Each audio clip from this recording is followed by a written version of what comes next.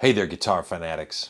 You know, learning to improvise and play solos on guitar, while it's one of the most crazy fun things I can think of, I realize how daunting it can be when you're just getting started. Sometimes learning guitar seems like this non-stop barrage of more scales, more arpeggios, more exercises and sequences.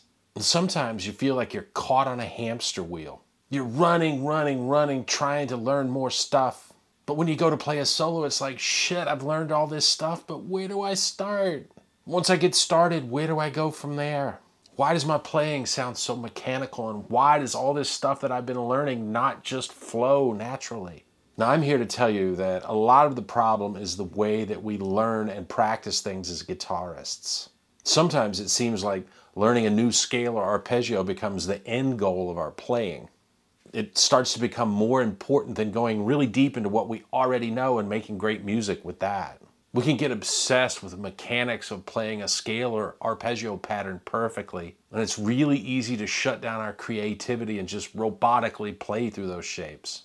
Guitarists also tend to practice things in isolation. I'm going to practice scales for this 15 minutes. I'm going to practice arpeggios for this 15 minutes. Students say to me all the time they have real problems putting everything together. The reason it's so difficult to put everything together is we literally don't spend enough time practicing putting things together. So let's learn how to do that. Today we're going to take a simple chord progression. We're going to practice soloing over it with 4 different levels of techniques. Then most importantly, I'm going to show you how to practice integrating those techniques in a way that's going to inspire your creativity and give you literally unlimited ideas for your guitar soloing. Let's get into this. The chord progression we're going to be practicing over today uses 4 chords from the key of G major. We're going to be using E minor, C, G, and A minor. And we're going to start off level 1, seeing what we can do with just pentatonics and blues scales. Matter of fact, we're going to start off super basic, and we're just going to play the E minor pentatonic scale over the whole progression. Here's a pro tip. It's possible to use just the E minor pentatonic over this progression and sound amazing. It's also possible to play that same scale and actually play the notes well and still sound like a noob. And the secret to sounding good doesn't lie in learning flashier licks or sequences. The secret lies in paying more attention to the chords that you're playing over. So E minor pentatonic has the notes E, G, A, B, and D. Now the chords in our progression are E minor. That chord has the notes E, G, and B, all of which are in the pentatonic scale. The next chord is C, which has the notes C, E, and G. Our scale has the notes E and G, but no C. So we can't play the root note of the C chord, so when we're playing over that chord, we need to be really mindful to accentuate E and G. G major has the notes G, B, and D. All of those notes are in E minor pentatonic.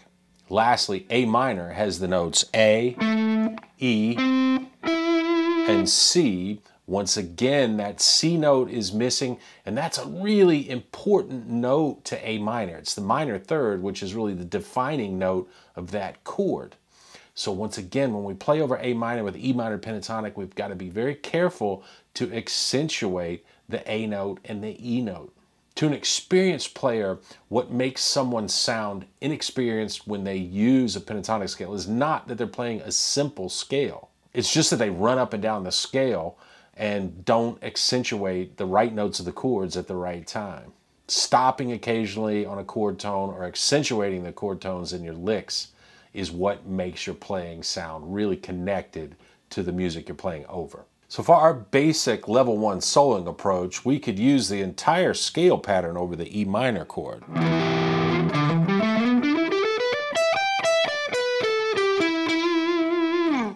But still try to accentuate the root note in that minor third once in a while. Over the C chord, we could play something like this. where I took special care to highlight a G and that E note, which is the major third of C. Over the G major, we could again play the entire pattern, but I'd avoid spending too much time on the E note because there's no E note in the G major chord. When I hear someone play something like this over G major, I can kind of tell they really don't know what they're doing and they're just playing a pattern because they're playing something that sounds very minor over a major chord. And lastly, over that A minor, I'd probably take care to accent the A and E notes. And if I was going to play any long notes, it would be one of those two or the B note, which is the ninth, and that sounds kind of haunting over that A minor. So variation 1B would be to play the E minor blues scale over E minor and G.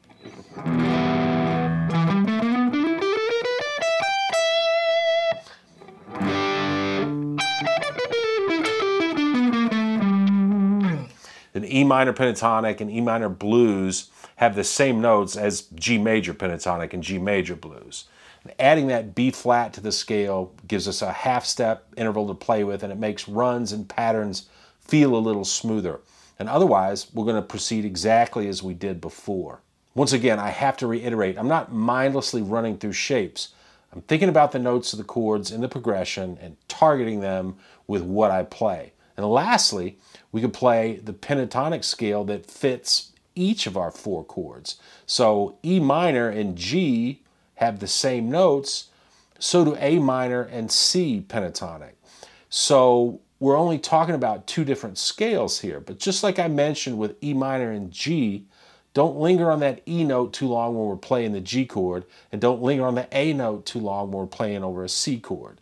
We want our major licks to sound major, we want our minor licks to sound minor. And we could come up with something like this.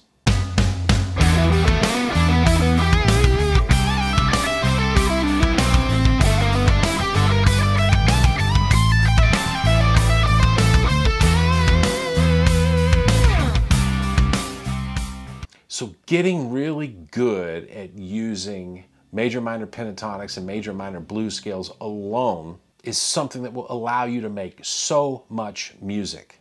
You have to put in the practice time, of course. You got to know these scales well enough that you can find whatever pattern you need wherever you are on the neck of the guitar. But just ask Eric Johnson or Joe Bonamassa, it's worth it. Now, on to our next level. So in this level, we're going to use triad arpeggios of each of the chords. And we're also going to create something called melodic cells, where we add another note or two in with the triad. I'm going to have to assume that you know some triad shapes and you can move them around the neck. If not, I've done several videos on that. Go check them out. We're going to start off super simple and just play one triad shape per chord. We want to get used to moving the shapes around in time. That is so important.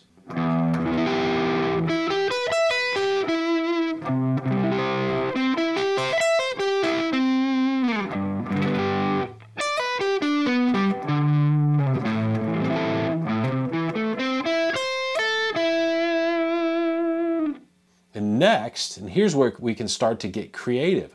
Let's play a shape that allows us to play a few notes of one shape and then slide up or down into another inversion. For instance, we could start with the E minor here at the 7th fret, slide up into the 12th fret,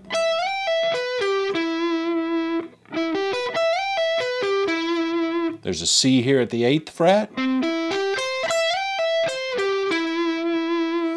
here's a G at the 10th fret. How about this A minor at the 12th fret?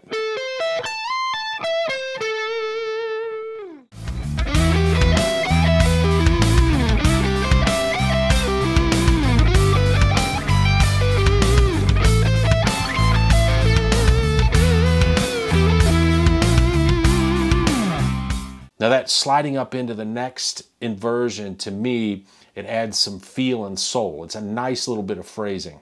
And we're going to use these slides later when we start to mix the arpeggios with some scale fragments, so make sure you got it down. Another awesome thing we can do with triads is use them as the structure to create what we call melodic cells by adding another note from the scale, like the second or fourth, in with that triad. This is a technique that great improvisers like the saxophone legend John Coltrane or rock legend Steve Lukather use constantly in their playing. Let's try this with some shapes on the top 2 strings. Let's play the intervals 1, 2, 3, and 5 for each chord. Here's E minor. We've got an E, F sharp, G, and the 5th is B. For C, we've got a C note, D, E, and G.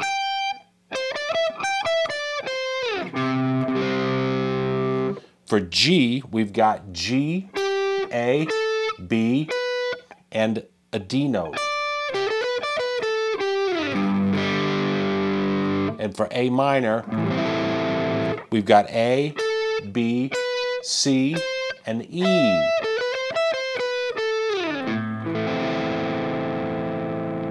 Now, let's play the intervals 1, 3, 4, and 5 for each chord.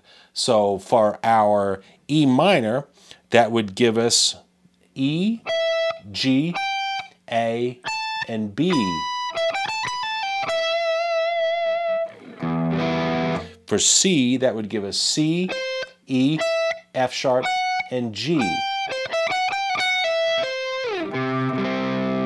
For G, that would give us G, B, C, and D. And then for A minor, that would give us A, C, D, and E.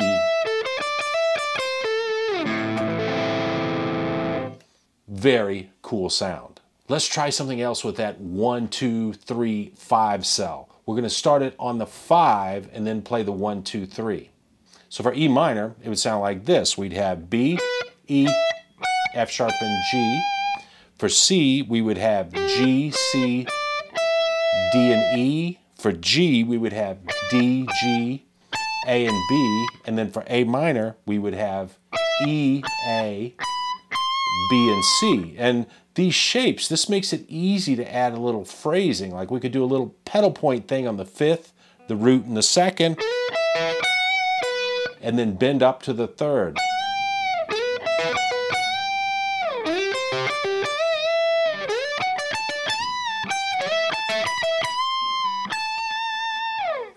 We could even double up on our patterns like this. Play each chord. We're going to start off with the 5, 1, 2, 3 pattern and then shift and play root 3, 4, 5. Here's E minor.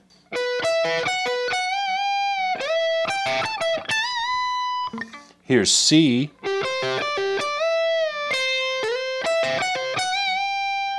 Here's G major. Here's A minor.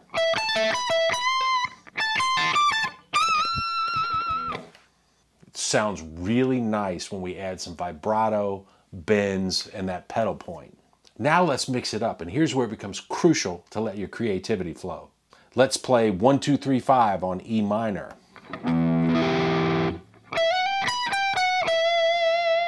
1, 3, 4, 5 on C.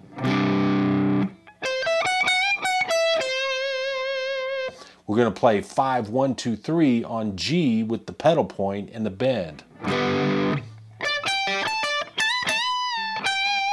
And then do the same thing on A minor.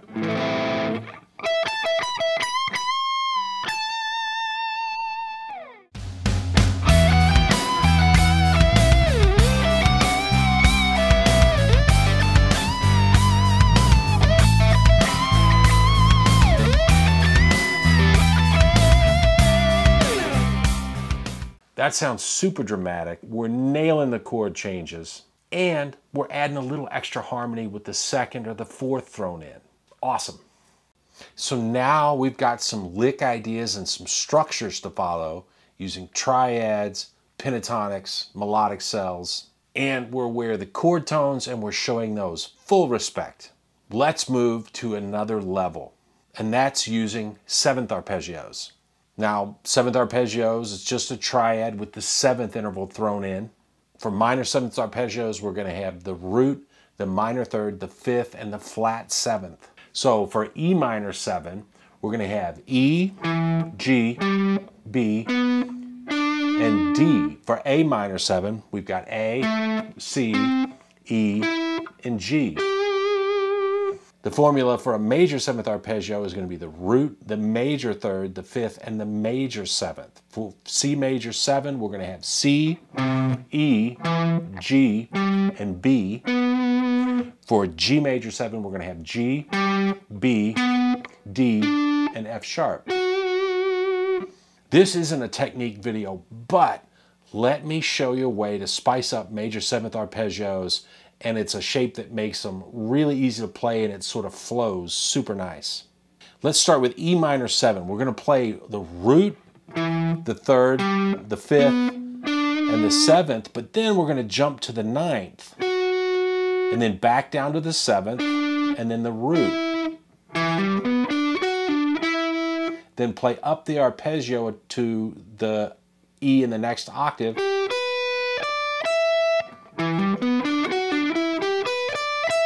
and then go right back down to the root.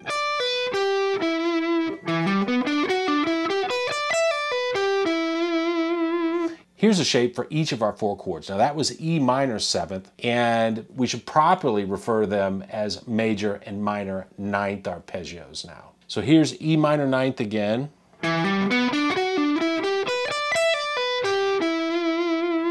Here's C major 9.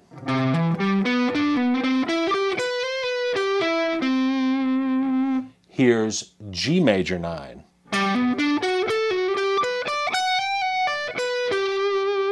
And here's A minor 9.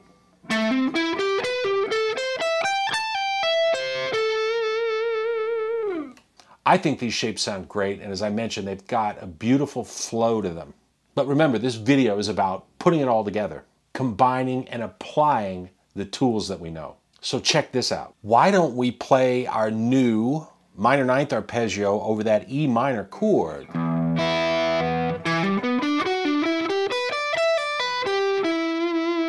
We're going to do a pair of melodic cells over the C.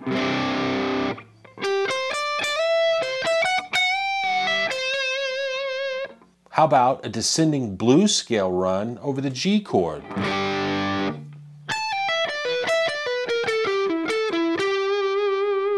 And then over A minor, how about the A minor 9th arpeggio? And then we're going to resolve to a B note as we go back into that E minor chord.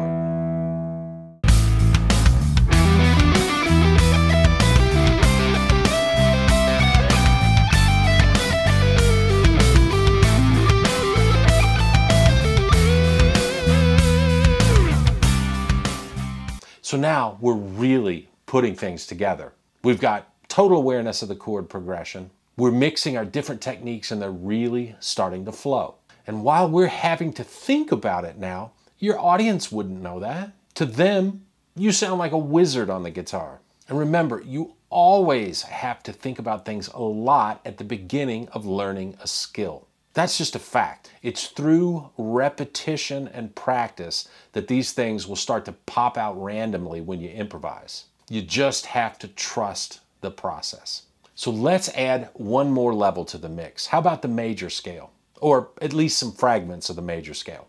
I've done multiple videos on the major scale and how to learn it all over the neck and get fluent with it. But now it's time to apply it. I think the key to sounding really good when you do scale runs is to use them to connect different ideas. Just running up and down scales because you don't know what else to play, well, that doesn't sound very good.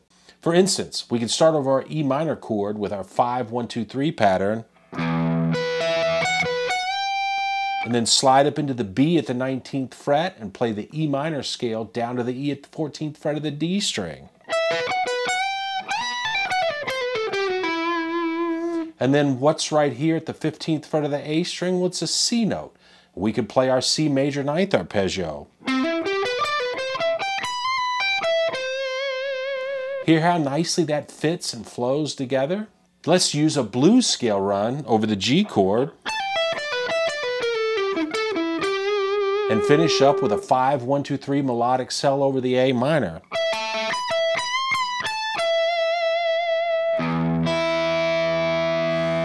Or we could play that 5-1-2-3 melodic cell over the A minor and play a descending scale run from the C note at the 20th fret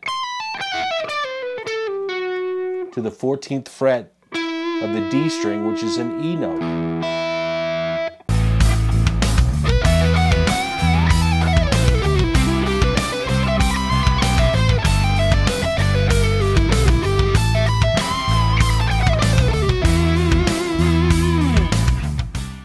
So let's walk through the levels of soloing that we've put together today.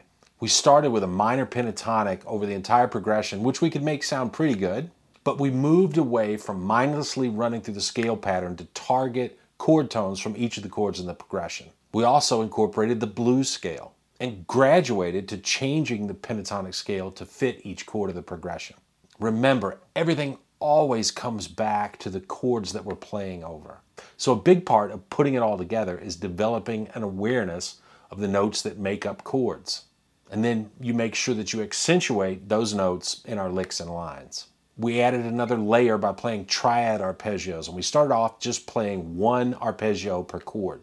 And then we strung a pair of triad shapes together with a position shift. And then we turned our triads into what we call melodic cells by adding a non-chord tone to each triad.